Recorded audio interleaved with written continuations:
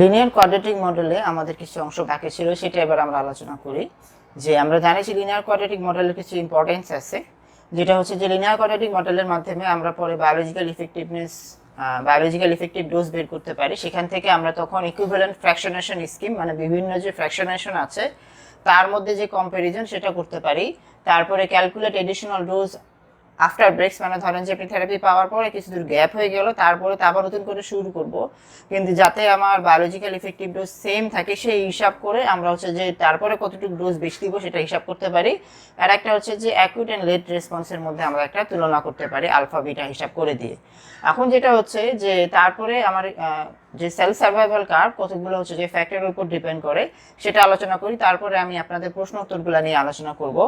আপনার ফ্যাক্টরগুলো হচ্ছে যে সেল সাইকেল, তারপর linear energy transfer, repair of sublethal damage, repair of potentially lethal damage, dose rate, oxygenation, temperature and chemical agent. আমরা দেখি যে আসলে কিভাবে কোনটার উপরে কাজ করে। যে সেল সার্ভাইভালে আমরা জানি যে সেল সাইকেলের উপর সেল সার্ভাইভাল কিভাবে ডিপেন্ড করে। যে আপনার হচ্ছে যে আমরা তো জানি যে কতগুলো ফেজ আছে সেল সাইকেলে, যেগুলো হচ্ছে রেডিও সেন্সিটিভ, যেমন হচ্ছে এম ফেজ বা G2 ফেজ, আর রেজিস্ট্যান্ট হচ্ছে যে আপনার S ফেজ এবং G1 ফেজ। তাহলে যখন আমার হচ্ছে যে বেশি রেডিও সেন্সিটিভ থাকবে তখন আমার হচ্ছে যে সেল সার্ভাইভাল কার্ভ আপনার আরও স্ট্রেট অ্যাঙ্গেল হবে। ফলে দেখেন যে কম ডোজেই আমার হচ্ছে যে সার্ভাইভাল ফ্র্যাকশন আরও কমে আসতেছে। এখানে তো 1 যদি ধরেন, এখানে 0 ধরেন, তাহলে আরও কম ডোজে আমার যখন G2 বা M এ থাকতেছে তখন আরও কমে আসে, আর S এর ক্ষেত্রে সেটা কমে আসতে অনেক বেশি ডোজ লাগে। তারপরে আসি linear energy transfer. Linear energy transfer হিসাবে দেখবেন যে আপনার যথারীতিটাতে জানেন যে একটা হচ্ছে হাই এলইটি আর একটা হচ্ছে লো এলইটি। লো এলইটি মানে কি, এটা পার লেন্থে কম এনার্জি ডিপোজিশন করবে, আর হাই এলইটি হচ্ছে পার লেন্থে বেশি এনার্জি ডিপোজিশন করবে। তা সেক্ষেত্রে আপনার হচ্ছে যখন হাই এলইটি ইউজ করা হবে তখন আমার সার্ভাইভাল ফ্র্যাকশনটা হবে এইরকম, আর লো এলইটির ক্ষেত্রে এটা হবে এইরকম। এটা লো এলইটির ক্ষেত্রে আপনার হচ্ছে এক্স রে, গামা রে, আর হাই এলইটি ধরেন যে আলফা। মানে যদি আমি হাই এলইটি ইউজ করি তখন সার্ভাইভাল কার্ভে আমার হচ্ছে যে বেশি আমার হচ্ছে যে কাজ করবে। এবারে আসি যে যখন রিপেয়ার অফ সাবলিথাল ড্যামেজ এবং repair of potential lethal damage. আপনার হচ্ছে যে যখন রিপেয়ার অফ সাবলিথাল ড্যামেজ, সাবলিথাল মানে আমরা তো জানি যে ড্যামেজ 3 ধরনের, একটা হচ্ছে লিথাল ড্যামেজ, একটা সাবলিথাল ড্যামেজ, একটা পোটেনশিয়ালি লিথাল ড্যামেজ।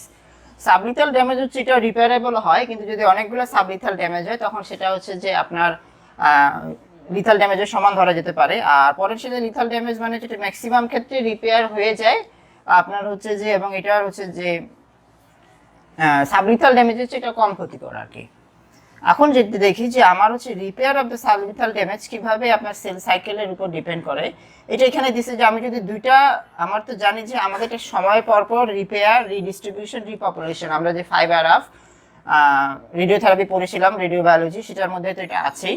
যে আপনার হচ্ছে যদি আমি দুইটা ট্রিটমেন্টের মধ্যে 2 ঘন্টা গ্যাপ রাখি তখন হচ্ছে যে আমার রিপেয়ার যে ফ্যাসিলিটিটা থাকে এর মাধ্যমে নর্মাল সেলগুলো রিপেয়ার করে, সার্ভাইভাল ফ্র্যাকশন তখনও বেশি থাকে কিন্তু দ্রুত কমে আসা থাকে। কিন্তু যদি আমি 4 ঘন্টা বা 6 ঘন্টা গ্যাপে দেই তাহলে হচ্ছে যেটা হবে যে রিডিস্ট্রিবিউশন ক্যাপাবিলিটির জন্য বা আপনার হচ্ছে যে রিপেয়ার ক্যাপাবিলিটির জন্য নর্মাল সেল আপনার হচ্ছে যে ফেরত আসলেও আমার হচ্ছে টিউমার সেল কিন্তু এভাবে ফেরত আসতে পারবে না, ফলে এটা কমে যাবে। এটা আসলে একটা ডোজের ক্ষেত্রে বলা যাচ্ছে না, যখন আপনি একটা ফ্র্যাকশন দিলেন তখন ঠিক না, ঠিক যখন তারপরে 2টা ফ্র্যাকশন 3টা ফ্র্যাকশন দিবেন তখন হচ্ছে যে আমাদের গ্যাপটা হিসাব করে নিলে দেখা যাবে যে 2 থেকে 4 বা 6 ঘন্টার মধ্যে আপনার হচ্ছে যে সাবলিথাল ড্যামেজের আমার রিপেয়ার আর রিডিস্ট্রিবিউশন হচ্ছে, তখন হচ্ছে যে আমার সেল সার্ভাইভাল খুবই কমে যাচ্ছে। কিন্তু পরবর্তীতে আমি যদি 8 থেকে 10 ঘন্টা গ্যাপ দিয়ে দিই তখন কিন্তু রিডিস্ট্রিবিউশন প্রসেসটা শুরু হয়ে যাচ্ছে, ফলে তখন কিন্তু আমার সেল সার্ভাইভালটা আবার কমে আসতেছে, মানে সার্ভাইভাল ফ্র্যাকশনটা আবার বেড়ে যাচ্ছে। ফলে আমরা যেরকম আশা করতেছিলাম সেই সার্ভাইভালটা সেরকম না, ফলে দেখেন আবার এটা বেড়ে গেছে। এবারে আসি repair of the potentially lethal damage. Repair of the potentially lethal ড্যামেজটা এইভাবে ব্যাখ্যা না করে অন্যভাবে ব্যাখ্যা করছে যে পোটেনশিয়ালি লিথাল ড্যামেজ আমি যদি যে এখানে গ্যাপগুলো দিলাম যে 2 ঘন্টা, 4 ঘন্টা, 6 ঘন্টা, 8 ঘন্টা, এটা হচ্ছে অপটিমাল, মানে হচ্ছে যে একটা সেলের জন্য যতটুকু আমার হচ্ছে তার গঠনের জন্য যে পরিবেশ দরকার ছিল সেই পরিবেশটা যদি থাকে তাহলে হচ্ছে এটা অপটিমাল, আর তার যদি কম থাকে তখন এটা সাব অপটিমাল। যে দেখা যায় একটা জিনিস মজার ব্যাপার ঘটে যে যখন আমরা কেউ কোনো প্রতিকূল অবস্থার সম্মুখীন হই তখন আমাদের কিন্তু অভিযোজন প্রক্রিয়া থাকে, ফলে দেখা যাবে যে ওই সময়ে সেল কিন্তু নর্মালের চেয়ে বেশি পরিমাণে আপনার হচ্ছে সূর্য ক্ষমতা থাকে। তা দেখা যায় যে এরকম যে আপনার হচ্ছে পোটেনশিয়াল লিথাল ড্যামেজের ক্ষেত্রে যে আমি যদি অপটিমাল টেম্পারেচারে অপটিমাল যদি কন্ডিশনে থাকে 2 ঘন্টা পর পর দিলে আপনার হচ্ছে যে অনেক দূর কমে আসে, সার্ভাইভাল ফ্র্যাকশন 1-এর নিচে চলে আসতেছে, 4 ঘন্টা 6 ঘন্টা 8 ঘন্টাতে এটা ধরে যে 2 বা 1-এর কাছাকাছি থাকতেছে। কিন্তু যখন সাব অপটিমালে থাকবে মানে একটু কন্ডিশনটা খারাপ থাকবে, অক্সিজেন কম আছে বা ওটার মধ্যে নেক্রোসিস যেটা টিউমার সেলের ক্ষেত্রে থাকে আসলে, তখন কিন্তু আমি 2 ঘন্টা 4 ঘন্টা 6 ঘন্টা গ্যাপে কিন্তু আপনার হচ্ছে সার্ভাইভাল ফ্র্যাকশন আসলে অনেক বেড়ে যায়। ফলে আমার হচ্ছে যে সাব অপটিমাল কন্ডিশনে আমার হচ্ছে যে সেল সার্ভাইভাল কার্ভে কিন্তু সার্ভাইভেশনের উপরে উঠে যাবে। এই জিনিসটা আমাদের ফ্যাক্টরগুলো মাথার মধ্যে রাখতে হবে। এবার হচ্ছে পরের প্রশ্নে আসি যে ডোজ রেট। ডোজ রেটের উপরে আপনারা তো জানেন যে বেশি ডোজ পেলে অবশ্যই আমার হচ্ছে যে বেশি হচ্ছে যে ড্যামেজ হবে। সেই হিসাব যদি করা হয় যে দেখেন যে আমার হচ্ছে যদি 1 সেন্টিগ্রেড পার মিনিট দেই তাহলে হচ্ছে যে অনেক বেশি পরিমাণে ডোজ লাগতেছে সার্ভাইভাল ফ্র্যাকশন কমায় আনার জন্য। সেক্ষেত্রে আমি যদি 100 সেন্টিগ্রেড পার মিনিট বা 700 সেন্টিগ্রেড পার মিনিট দিই, 700 সেন্টিগ্রেডে প্রায় স্ট্রেট হয়ে যাচ্ছে, ফলে অনেক কম ডোজে আমার হচ্ছে যে অনেক বেশি হচ্ছে যে কিল হতে পারতেছে, সার্ভাইভাল ফ্র্যাকশন দ্রুত কমে আসতেছে। এটা হচ্ছে ডোজ রেট। আর অক্সিজেনের উপরে তো আমরা পয়েন্টটা জানি, যেটা হচ্ছে অক্সিজেন এনহ্যান্সমেন্ট রেশিও বলে একটা কথা আছে, যে আপনার হচ্ছে যে dose rate required in hypoxic condition ভ্যাসেস হচ্ছে যে dose rate required in oxygen,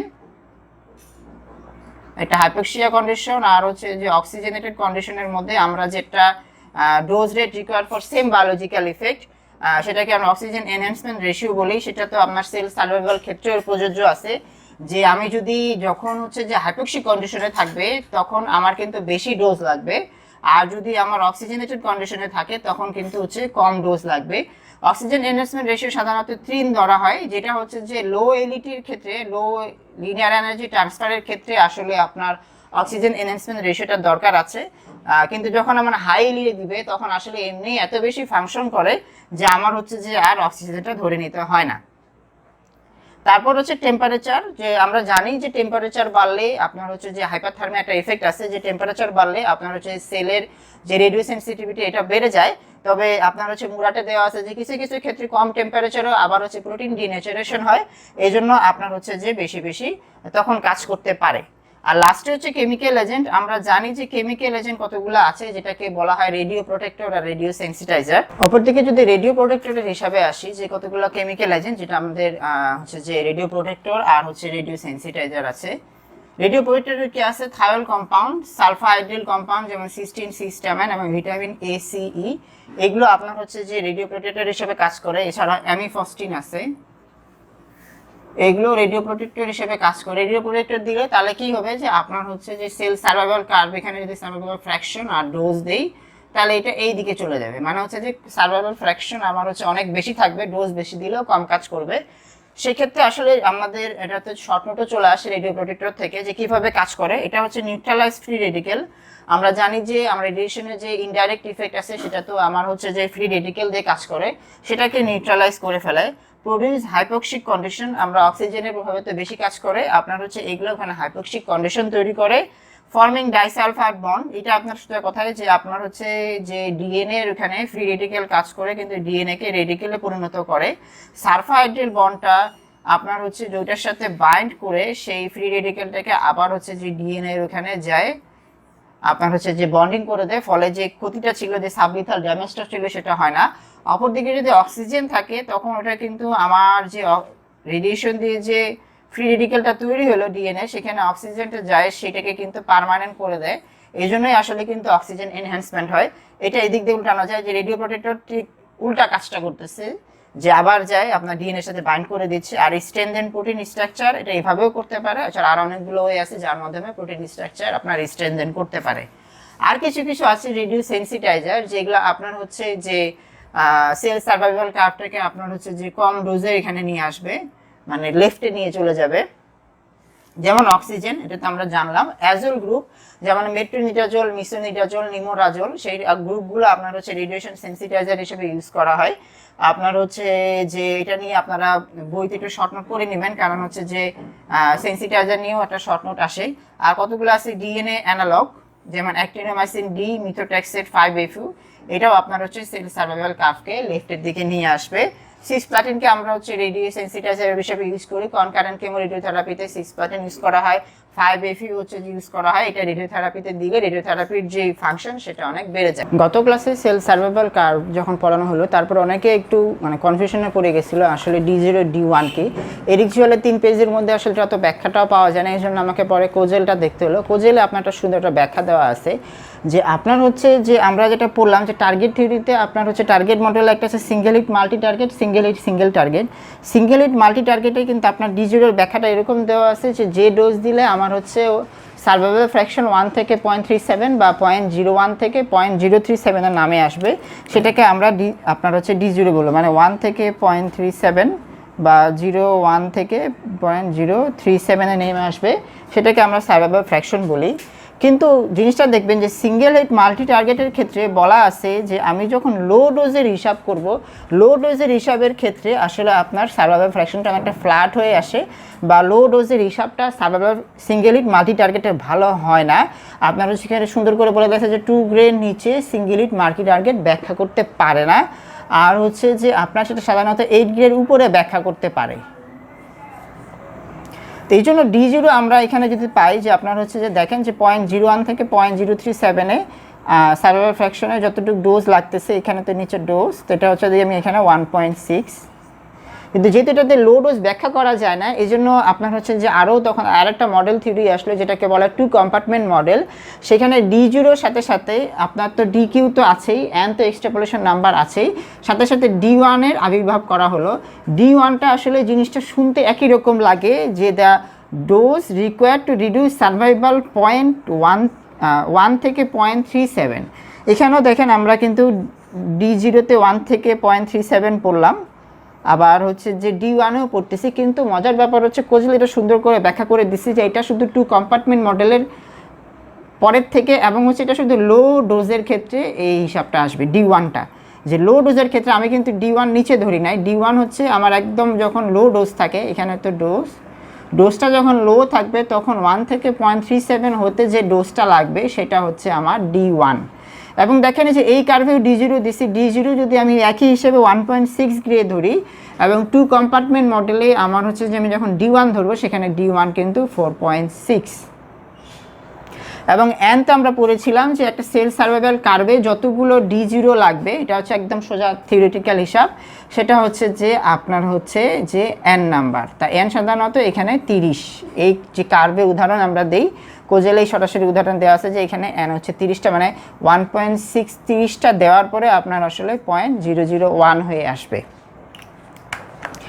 আর আপনার হচ্ছে যে এখান থেকে একটা জিনিস বলে দেই যে এটা দিয়েও কিন্তু আসলে পুরোপুরি ব্যাখ্যা করা সম্ভব হয় না। আপনার হচ্ছে যে তারপরে ওনারা এখানে সরাসরি কোজেলে বলে দিল যে আসলে আপনার হচ্ছে যে ব্যাখ্যা করতে গেলে তাহলে আমাদেরকে আরও কতগুলো হচ্ছে যে ফ্যাক্টর নিয়ে আসতে হবে, সেটা দিয়ে অনেক কঠিন হয়ে যায়। এই জন্যই পরবর্তীতে বিজ্ঞানীরা আসলে আপনার হচ্ছে লিনিয়ার কোয়াড্রেটিক মডেল, যেটা সম্পূর্ণ ম্যাথমেটিক্যাল মডেল, সেটাকে নিয়ে এসেছেন যাতে আমাদের হিসাব করতে সুবিধা হয়। কিন্তু এটাকে বলে দিয়েছে লিনিয়ার কোয়াড্রেটিক মডেল হচ্ছে পুরোপুরি ম্যাথমেটিক্যাল মডেল। ওটাতেও আবার হচ্ছে যে কিছু ওনারা হচ্ছে যে ফল্ট বের করতে পেরেছে। এই জন্য বলা যায় কোনো সেল সার্ভাইভাল কার্ভই আপনার 100% কারেক্ট না। সকলকে ধন্যবাদ।